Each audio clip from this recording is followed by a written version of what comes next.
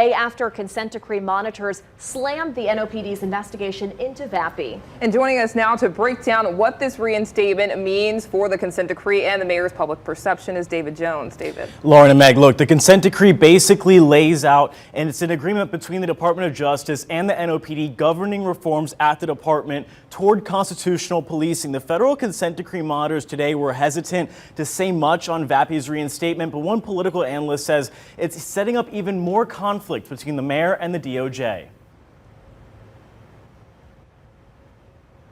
We were critical of the process, but the process has been completed.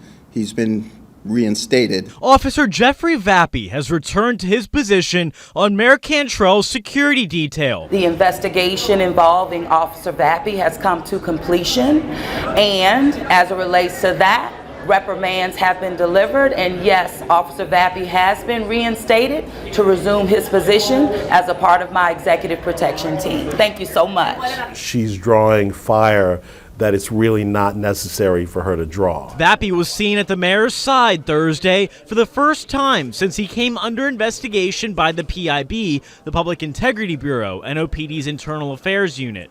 PIB's investigation of Vappie was sparked by several Lee Zurik stories detailing many hours spent by Vappie inside of the city-owned Upper Pontalba apartment with Mayor Cantrell, both on and off the clock. You have an officer that has been investigated several times, raised a lot of controversy. PIB's investigation sustained 3 policy violations against Vappie and resulted in the officer being issued 2 letters of reprimand. The optics are problematic from a public perception standpoint, from the perception of the voters and the taxpayers. When the consent decree monitors reviewed PIB's investigation, they found 9 violations of NOPD and consent decree policy, from not investigating payroll fraud to not interviewing key witnesses, like Mayor Cantrell herself. Obviously, we expressed concerns generally about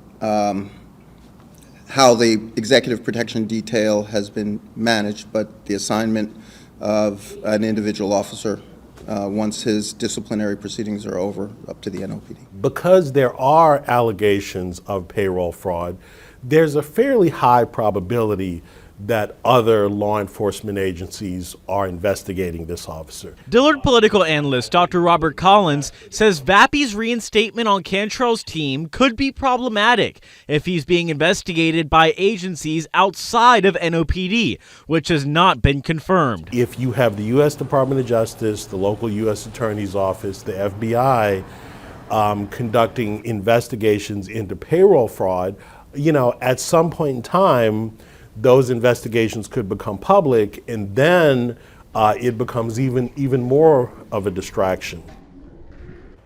And this is all under the umbrella of the city's ongoing efforts to remove itself from the consent decree. Oral arguments on that motion will be heard next week in the courtroom of federal judge Susie Morgan. Lauren.